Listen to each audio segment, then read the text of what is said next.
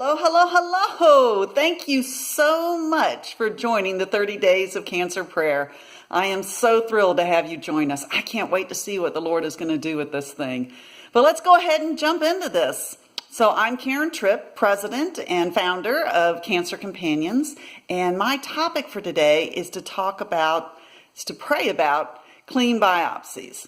So if you would, pray with me. Lord, I know that you know each and every person right now who is coping with being able to face their biopsies, Lord. They've been told by the doctor that they might have cancer.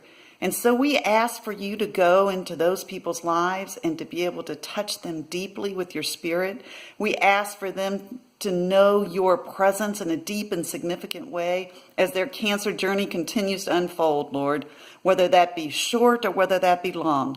But Lord, if it be your will, we ask for you to just rip those cancer cells out of their body if they're there. We ask for that biopsy to come back clean, and we ask for them to never have to deal with cancer in their life ever again, Lord. We ask for their loved ones to be able to see your hand at work and for them to be able to shout your praises from the mountaintops. You have done this before because all things are possible through you, Lord. And so we ask it again. You are our fortress and our rock, and we place all of these prayers at your feet. In Jesus' name I pray. Amen. Thank you.